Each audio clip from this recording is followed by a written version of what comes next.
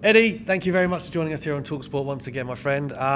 Man, let's jump into this first of all. Lawrence Okolie, February. And you've got the whole fleet of young Matchroom stars there as well. Like I was at Buatsi, remember? Yeah. Well, you weren't there. Yeah. You had COVID. But I was at Buatsi in Milton Keynes where John Hedges made his debut and we've had Campbell Hatton since then.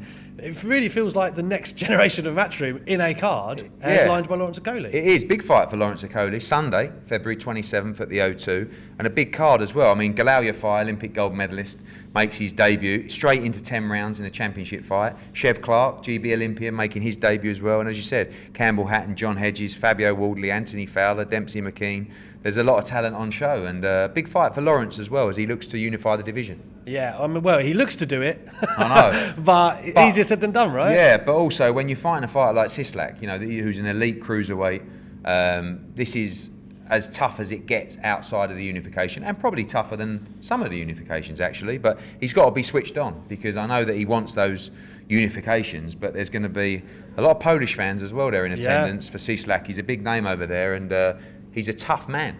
Sat next to him at the table, he's got hands like shovels, and he's coming to win this world title. So Lawrence has got his hands full. Well, speaking of the Matchroom fleet, we all know Anthony Joshua is at the head of such a fleet. I mean, what a group of fighters you have amassed, but there's a lot of things you can and can't control in these talks, right? With the heavyweight showdown, there's 2 fights to make, and Dillian Whyte and Anthony Joshua, 2 of your fighters, right in the middle of that. Let's talk about the meeting Tuesday. What came out of that directionally?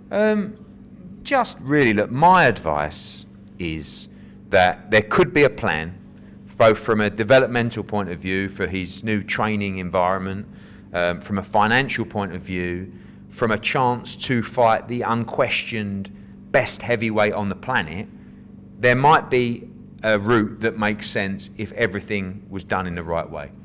It's a very difficult conversation with Anthony because as you've seen from Tyson Fury, the king of contradictions, 1 minute AJ's a coward for thinking about stepping aside, then he's an idiot for turning it down. 90 million, he says. But you can't win. But that's, that when you talk about those numbers, we're talking about an opportunity to have an interim bout and fight the winner of Usyk against Fury for probably 4 times more money than he'd get to fight Usyk. So there's a lot of sense to the model, if the model was the model we'd like it to be. Yeah. But all 4 fighters in this mix need to be on board. And the reality is that Tyson Fury does not want to fight Alexander Usyk next for the Undisputed Championship. He wants to have an interim bout. And that's what slowed things down because we couldn't really understand why you just beat Deontay Wilder. This is the Undisputed fight.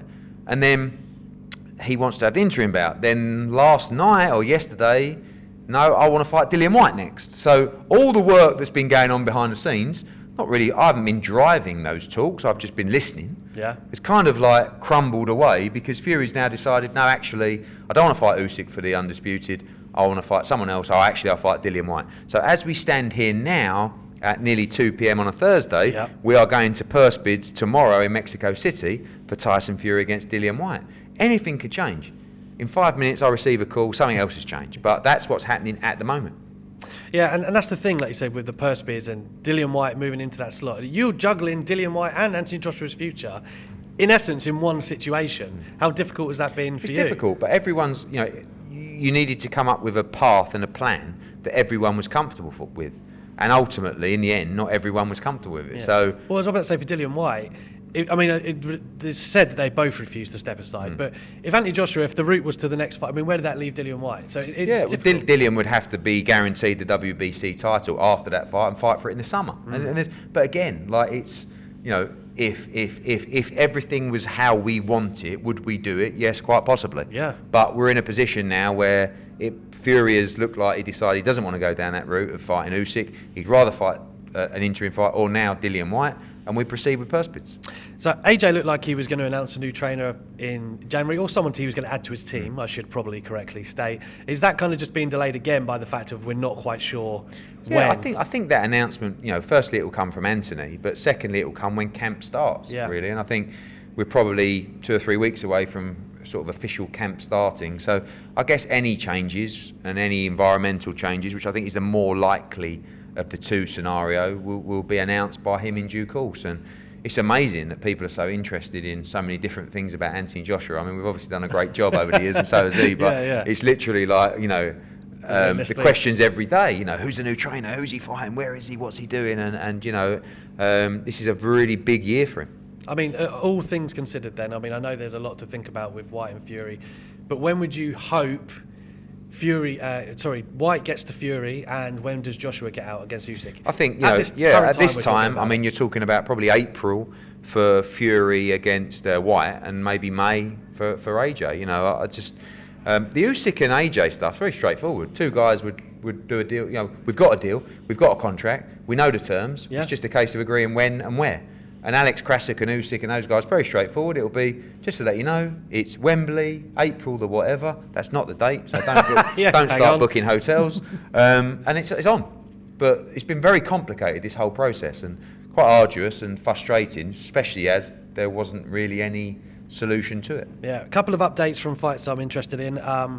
Anthony Yard, I see that you said you made an offer for Joshua Buatsi. Have you heard anything Huge back? offer. I mean, life-changing offer. Love to see it. And it's a fight we've wanted to see for a long time. You know, I didn't get a rude email response from Frank Warren's team, so it's a good sign. They said they wanted to fight Joe Smith, and if they didn't, then maybe they'd talk about it. So we'll see what happens there.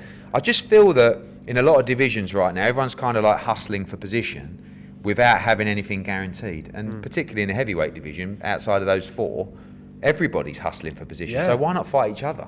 You know, in massive fights for big money, and Yard against Buatsi is a fight we would love to see. Yeah, absolutely. Amanda Serrano, Katie Taylor. Yeah. I understand those negotiations have been going well and going very well. I think imminent is a good word to hopefully get some news on that one. Just a massive fight. You know, everyone talks about the biggest fight in female boxing and women's boxing, but also one of the biggest fights in boxing. And you know, we've been working hard for a long time on women's boxing, and I'm just so happy that, you know, that fight is nearly made, and as well at the Mecca of boxing, Madison Square Garden. Wow. And they deserve everything they get. You know, two trailblazers, one undisputed champion, one 7 division champion, and it's going to be a massive event. What's it like negotiating or working with MVP Jake Paul? Good. I mean, he wants to be the hero. Really, you know, he wants to be the guy who makes this fight. I mean, for once, I probably won't say too much. I'll sort of let him get up there and do his thing, which is great. He's going to be bringing a lot of noise to the show. He's going to be bringing a lot of eyeballs.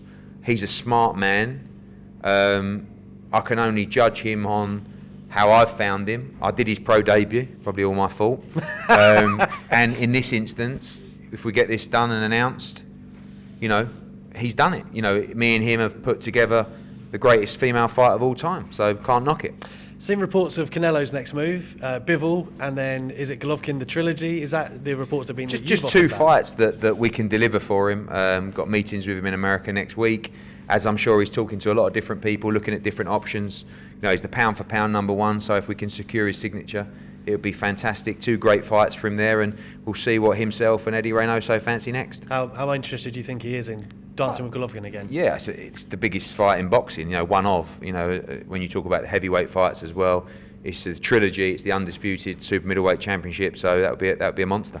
And a man, finally, we last saw against Canelo, Billy Joe Saunders. Have you got any update on Billy? No, I haven't spoken to him for a while. I mean, I think it's going to take something exciting and a lot of money to get Billy to fight again. You know, he did very well in the Canelo fight, and he's a 2-division world champion. So he loves boxing. I'd love to see him back personally, and we'll see what happens. Eubank Jr.? Maybe, yeah, maybe. I mean, again, like, I think once you've achieved what Billy's achieved, there's no reason to take the Eubank fight really, other than money, and then it becomes, you know, maybe not as motivating as something that would create a bit of legacy. And then you've got Conor Benn as well, by the way, who's bubbling away there. He said he'd be interested in what's going on with Amir Khan. And, Conor's fantastic. I mean, we're looking at hopefully securing him a big fight for April.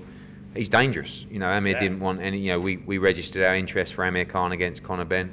It was a very one-sided conversation. I don't blame him. Conor's a young, violent man. And I think those days are over for those boys. Well, speaking of days, you're going to have a few long ones, Eddie. Absolutely, always. Thank you very much, Cheers, and good mate. luck to yourself, mate. Thank you. Cheers.